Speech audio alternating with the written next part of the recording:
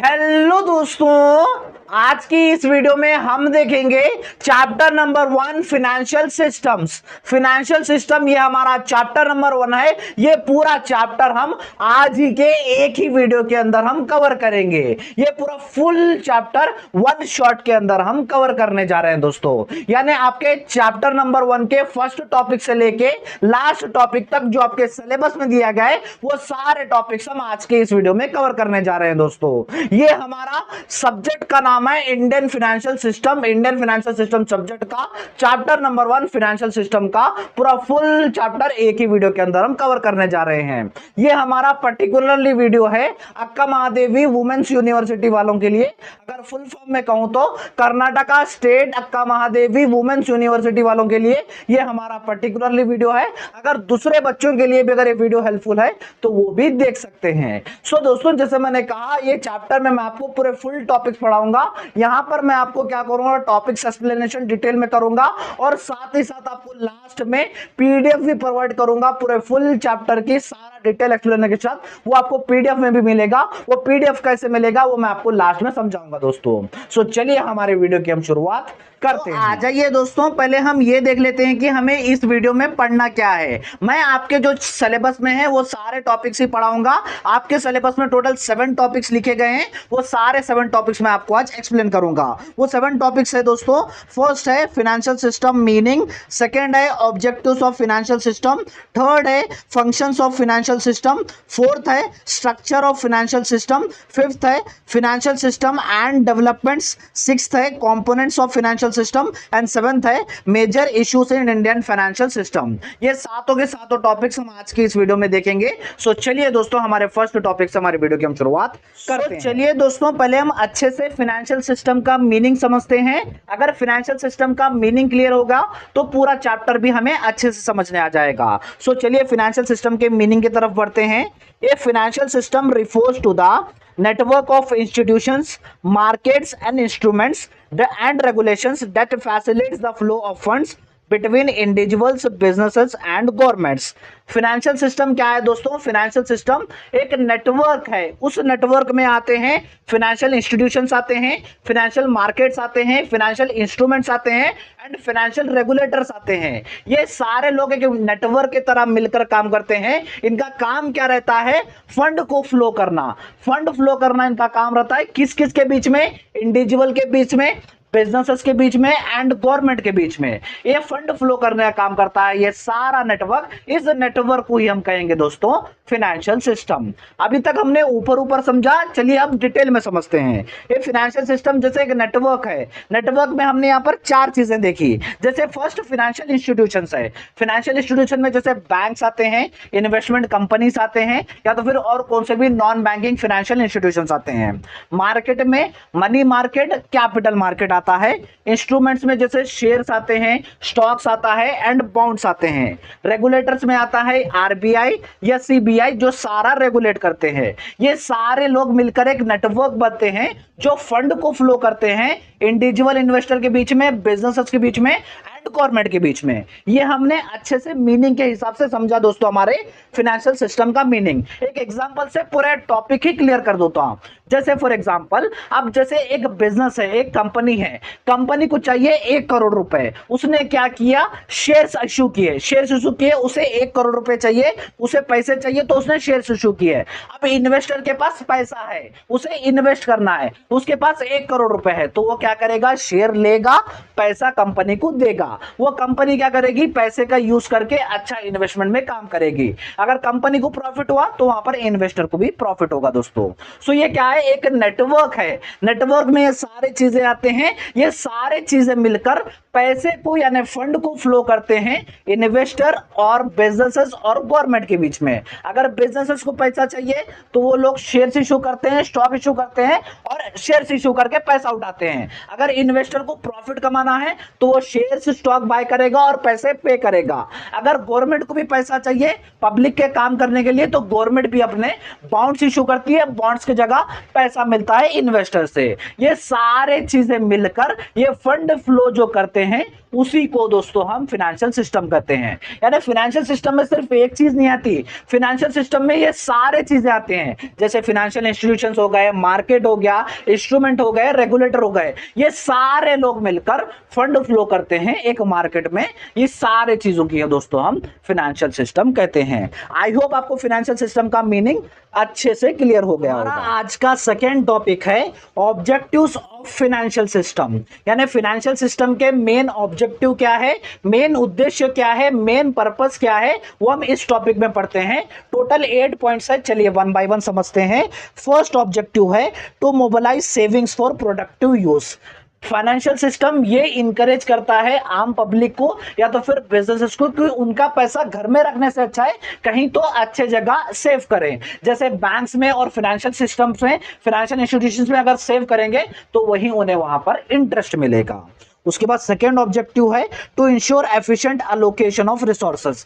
जितने भी financial resources होते हैं मार्केट में, जैसे फंड्स हो गया, मनी हो गया, वो अच्छे जगह और अच्छे तरीके से इन्वेस्टमेंट करने में इंश्योर करता है फाइनेंशियल सिस्टम।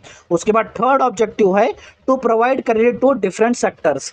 डिफरेंट सेक्टर्स को क्रेडिट प्रोवाइड करता है फाइनेंशियल सिस्टम। अब जैसे गवर्नमेंट हो गया या तो फिर बिजनेसेस हो गए, उनको सारे एक्टिविटी चलाने के लिए बहुत सारा पैसा लगता है। अब पैसा तो उनके पास नहीं रहता है, वो क्या करते हैं, बैंक्स के पास जाते हैं, बैंक से पैसा उठाते हैं और अपने सारे एक्टिविटीज करते हैं। ये जो बैंक्स आते हैं वो फाइनेंशियल सिस्टम का ही हिस्सा होते हैं। उसके बाद फोर्थ ऑब्जेक्टिव है to maintain liquidity in the economy. Liquidity का मतलब अब कंपनी के एसेट्स कैश में कन्वर्ट करने को लिक्विडिटी कहते हैं। अब कंपनी के एसेट जैसे शेयर्स हो गए, स्टॉक्स हो गए, वो इश्यू किए जाते हैं फाइनेंशियल सिस्टम में।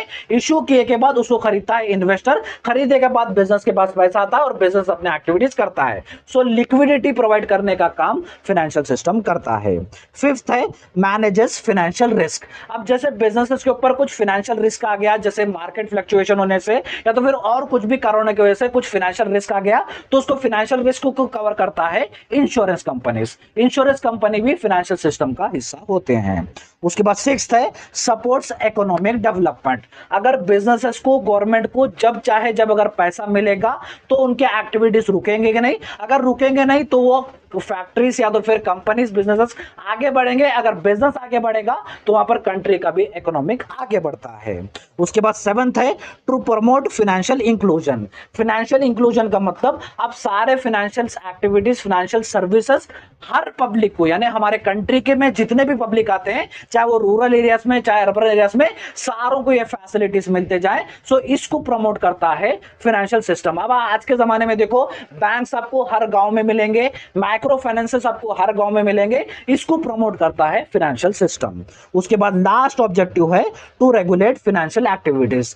जितने भी कंट्री में फाइनेंशियल एक्टिविटीज चलते हैं उसको भी रेगुलेट करता है फाइनेंशियल सिस्टम। रेगुलेट करने के लिए कुछ बॉडीज है, आरबीआई है, सेबी है, ये सारे चीजों को, सारे फाइनेंशियल एक्टिविटीज को रेगुलेट करते हैं ताकि कुछ भी फ्रॉड हो उसको, फ्रॉड को रोकने के लिए और पकड़ने के लिए और इफेक्टिव तरीके से अपने सारे एक्टिविटीज करने में प्रमोट करता है फाइनेंशियल सिस्टम। ये होगा दोस्तों हमारे 8 ऑब्जेक्टिव्स ऑफ फाइनेंशियल सिस्टम। आज का हमारा थर्ड टॉपिक है फंक्शंस ऑफ फाइनेंशियल सिस्टम। यानी फाइनेंशियल सिस्टम के क्या फंक्शंस है, फाइनेंशियल सिस्टम का काम क्या है, वो हमें इस टॉपिक में समझाता होता है। चलिए 8 पॉइंट्स है, वन बाय वन समझते हैं। फर्स्ट फंक्शन है mobilisation of savings. Financial system individual users को और गवर्नमेंट को, बिजनेसेस को इंकरेज करता है कि वो उनका पैसा घर में रखने से अच्छा है कहीं तो कहीं सेव करें। अगर बैंक्स में सेव करेंगे तो वही पैसे का इंटरेस्ट भी मिलता है। उसके बाद सेकेंड फंक्शन है फैसिलिटेटिंग इन्वेस्टमेंट्स। जो पैसा सेव किया था, जो पैसा बचाया था, उस पैसे को अच्छे जगह इन्वेस्टमेंट कराने का काम भी करता है फाइनेंशियल सिस्टम। उसके बाद थर्ड फंक्शन है प्रोवाइडिंग लिक्विडिटी। अब बिजनेसेस के एसेट्स जो होते हैं उसको कैश में कन्वर्ट कराने का काम फाइनेंशियल सिस्टम करता है। अब जैसे शेयर्स हो गए और स्टॉक्स हो गए, बॉन्ड्स हो गए, वो पब्लिक को बेच के उससे जो भी पैसा आया उसको कैश में कन्वर्ट करने में और उस पैसे से अच्छे जगह इन्वेस्टमेंट करने में मदद करता है फाइनेंशियल सिस्टम बिजनेसेस को। उसके बाद फोर्थ फंक्शन है क्रेडिट एलोकेशन। ये इंडिविजुअल यूजर्स को, बिजनेसेस को और गवर्नमेंट को क्रेडिट दिलाने का, यानी उधारी पे पैसे दिलाने में भी काम करता है फाइनेंशियल सिस्टम। अब जैसे बैंक्स होते हैं, फाइनेंशियल इंस्टीट्यूशंस होते हैं, ये लोग क्या करते हैं, क्रेडिट पे पैसा देते हैं बिजनेस को, इंडिविजुअल्स को एंड गवर्नमेंट को। सो ये जो बैंक्स होते हैं वो एक पार्ट होता है फाइनेंशियल सिस्टम का। उसके बाद फिफ्थ फंक्शन है प्राइस डिटर्मिनेशन।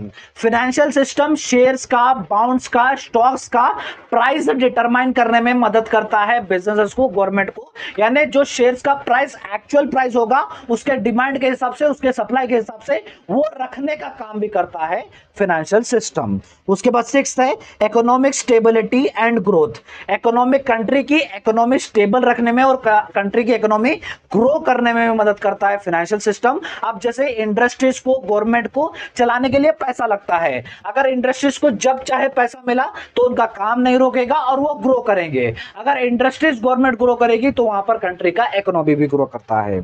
उसके बाद सेवेंथ है foreign exchange market. Foreign transaction करने में, फॉरेन बिजनेसेस करने में भी मदद करता है फाइनेंशियल सिस्टम। अब जैसे फॉरेक्स मार्केट बोल के एक मार्केट है जहां पर कंट्रीज की करेंसी एक्सचेंज होती है। कोई बिजनेस है, इंटरनेशनल ट्रेड कर रहा है, तो वहां से उसे दूसरे कंट्री की करेंसी मिलेगी, सो उस कंट्री करेंसी को रुपीस में कन्वर्ट करने का काम भी करता है फाइनेंशियल सिस्टम। उसके बाद एट्थ है इनकरेजिंग एंटरप्रेन्योर्स। एंटरप्रेन्योर को पैसा नहीं मिलता, उनके पास आइडियाज रहते हैं लेकिन पैसा अवेलेबिलिटी नहीं रहता, तो फाइनेंशियल सिस्टम यहां पर मदद करता है उनको पैसा दिलाने में। अगर पैसा मिलेगा तो उनके जो आइडिया है उनको एग्जीक्यूट करने में, इंप्लीमेंट करने में उन्हें मदद मिलेगी दोस्तों। सो दोस्तों ये थे हमारे 8 फंक्शंस जो एक्चुअली में जो फाइनेंशियल सिस्टम का काम रहता है, वो हम ये 8 फंक्शंस में देखे। आई होप आपको ये functions of financial system topic clear हो गया। तो दोस्तों आज का हमारा 4th टॉपिक है structure of financial system. Financial system का स्ट्रक्चर आपको इस टॉपिक में समझाना है। सिर्फ इसमें 2 पॉइंट्स आएंगे, चलिए वो 2 पॉइंट समझते हैं। फर्स्ट है ऑर्गेनाइज सेक्टर। ऑर्गेनाइज सेक्टर के अंदर वो फाइनेंशियल इंस्टीट्यूशन आते हैं जिसको रजिस्टर, जिसको कंट्रोल, जिसको रेगुलेट करती है गवर्नमेंट अथॉरिटीज। अब जैसे एग्जांपल बैंक्स है, बैंक्स को रजिस्टर करना होता है आरबीआई के अंदर। स्टॉक एक्सचेंज मार्केट है, उसको रजिस्टर करना होता है एससीबीआई के अंदर। अगर एक को से भी गवर्नमेंट को या तो फिर को से भी बिजनेस को पैसा उठाना है बैंक की तरफ से, तो उस बैंक यहां पर ऑलरेडी रजिस्टर होती है आरबीआई में। ये बैंक्स क्या करते हैं, लो इंटरेस्ट पे लोन्स देते हैं, लेकिन यहां पर कोलैटरल रखना जरूरी होता है। इस तरह के सारे फाइनेंशियल इंस्टीट्यूशन को हम ऑर्गेनाइज सेक्टर कहते हैं दोस्तों। ऑर्गेनाइज सेक्टर आया तो समझ लीजिए रजिस्टर या तो फिर रेगुलेट करती है गवर्नमेंट अथॉरिटीज। उसके बाद सेकेंड है अनऑर्गेनाइज सेक्टर। अनऑर्गेनाइज सेक्टर के अंदर वो फाइनेंशियल इंस्टीट्यूशन आते हैं जो कहीं पे भी कोई से भी गवर्नमेंट अथॉरिटीज के अंदर रजिस्टर नहीं होती है और कोई भी उसे कंट्रोल नहीं करते। इसके अंदर आते हैं मनी लेंडर्स आते हैं या तो फिर चीट फंड्स आते हैं। अगर कोई से भी बिजनेसेस को या तो फिर इंडिविजुअल्स को, गवर्नमेंट को यहां से अगर क्रेडिट चाहिए होगा तो मनी लेंडर्स क्रेडिट प्रोवाइड करेंगे। इसमें कोलैटरल की जरूरत नहीं पड़ेगी, इसलिए यहां पर कोलैटरल की जरूरत नहीं पड़ती, लेकिन इंटरेस्ट रेट बहुत ही ज्यादा रहते हैं। अनऑर्गेनाइज सेक्टर वो फाइनेंशियल इंस्टीट्यूशन होते हैं जो कौन से भी गवर्नमेंट अथॉरिटीज के अंदर रजिस्टर्ड नहीं होते हैं। इस तरह के फाइनेंशियल इंस्टीट्यूशन वो अनऑर्गेनाइज सेक्टर के अंदर आते हैं दोस्तों। हमेशा याद रख लीजिए, ऑर्गेनाइज सेक्टर में रजिस्टर्ड होते हैं, अनऑर्गेनाइज सेक्टर में अनरजिस्टर्ड होते हैं। समझ गए दोस्तों अनऑर्गेनाइज और ऑर्गेनाइज सेक्टर का। चलिए बढ़ते हैं नेक्स्ट के बाद दोस्तों। आज का हमारा 5th टॉपिक है फाइनेंशियल सिस्टम एंड डेवलपमेंट्स। आपके सिलेबस में सिर्फ फाइनेंशियल सिस्टम एंड डेवलपमेंट बोल के टॉपिक दिया गया है, क्लियर करके नहीं बताया गया। अगर इसे हम अच्छे से समझें, अगर फाइनेंशियल सिस्टम डेवलप हो गया तो उसका इंपैक्ट कैसे पड़ेगा, कहां पड़ेगा, यह हमें इस टॉपिक में समझाना है दोस्तों। सो चलिए इसके भी 8 पॉइंट्स है, 1 बाय 1 देखेंगे। फर्स्ट है इकोनॉमिक ग्रोथ इनहैंसमेंट।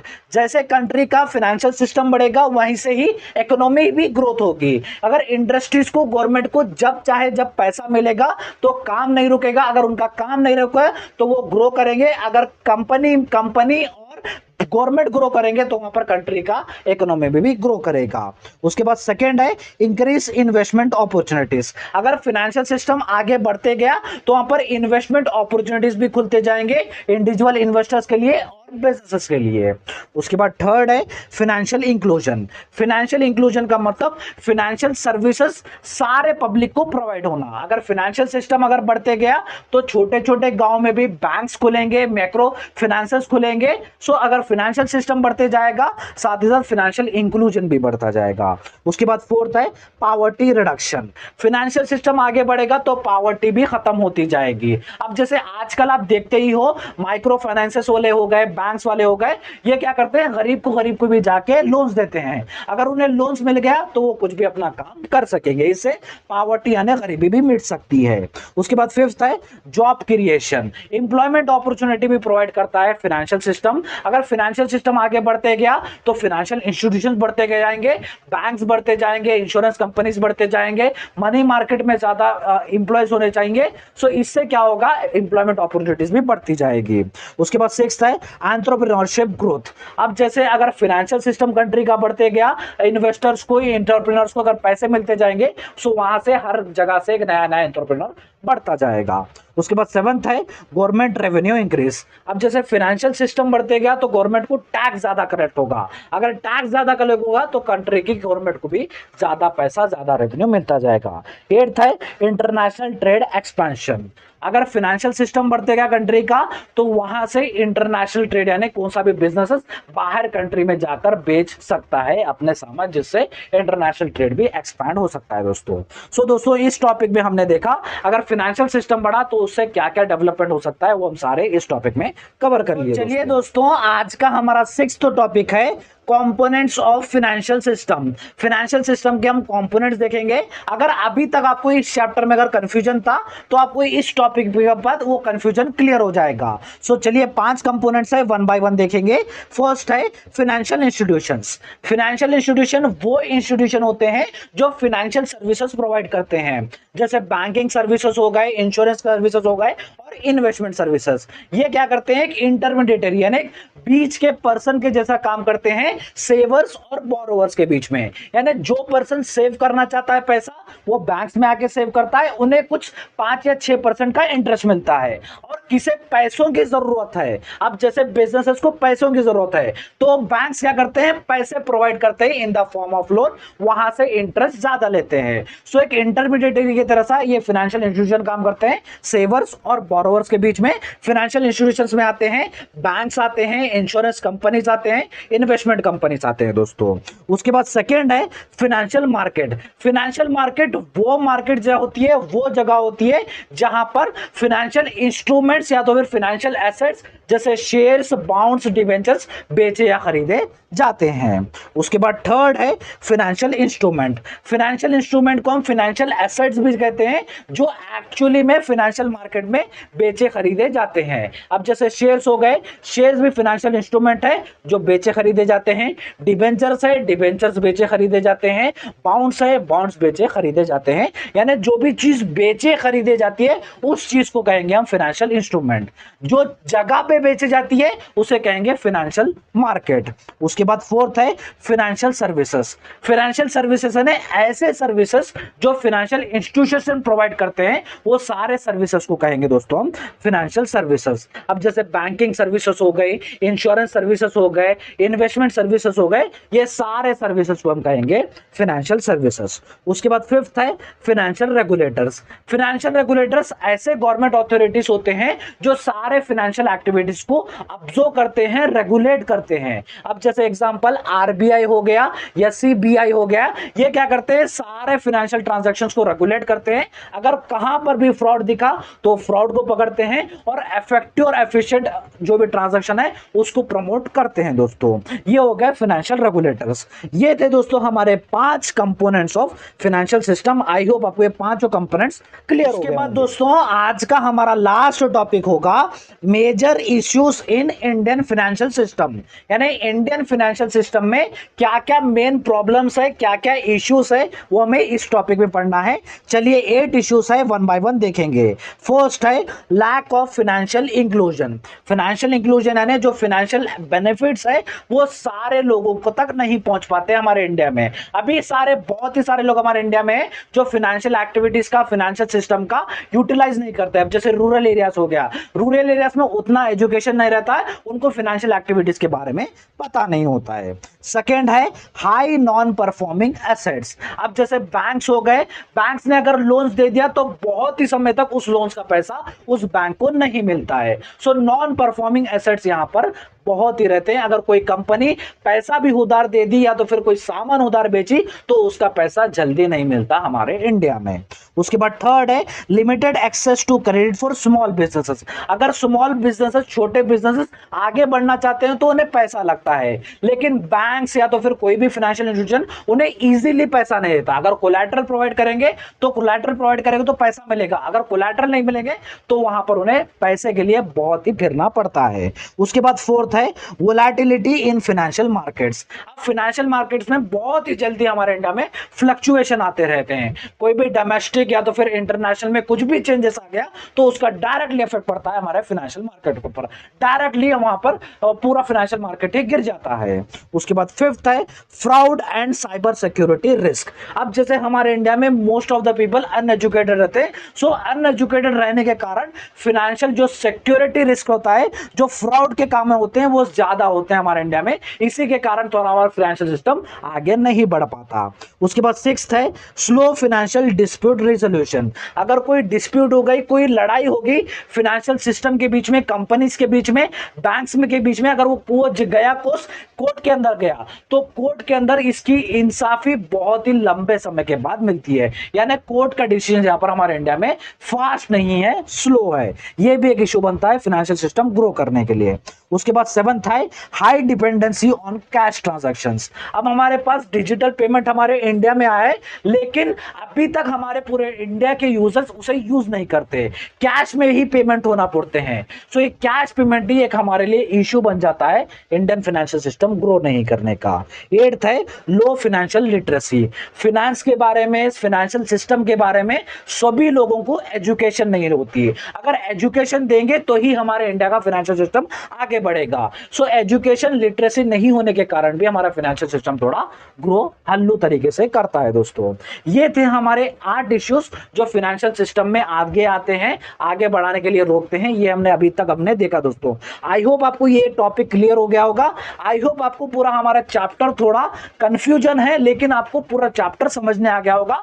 मैंने पॉइंट्स क्या ही दिए हैं, इंटर रिलेटेड दिए हैं, आपको कंफ्यूजन ना हो, आपको लिखने में आसान होने के लिए मैं थोड़ा जो पॉइंट्स है वो रिलेटेड दिए हैं, क्योंकि एक का पॉइंट एक आप लिख सकता बोल के मैंने रिलेटेड पॉइंट्स दिए हैं। आई होप आपको सारे के सारे टॉपिक्स क्लियर हो गए। दोस्तों ये था हमारा आज का वीडियो, और जैसे मैंने कहा था मैं आपको पीडीएफ भी प्रोवाइड करूंगा। पहले बात कर लेते हैं उस पीडीएफ में मिलेगा क्या। उस पीडीएफ में आपको सारे टॉपिक्स विद डिटेल एक्सप्लेनेशन के साथ मिलेंगे। अगर एग्जांपल के तौर पे समझाऊं तो अब जैसे हमारा टॉपिक था ऑब्जेक्टिव्स ऑफ फाइनेंशियल सिस्टम, यहां पर हमने वीडियो में क्या देखा, सिर्फ पॉइंट्स देखे, उसके डिटेल एक्सप्लेनेशन नहीं था। लेकिन उस पीडीएफ में आपको उसका डिटेल एक्सप्लेनेशन मिलेगा, और पॉइंट्स भी यहां पर मैंने 8 पॉइंट्स समझाए थे, लेकिन उस पीडीएफ में आपको 10 पॉइंट्स मिलेंगे। ऐसे डिटेल एक्सप्लेनेशन के साथ वो नोट्स मिलेंगे।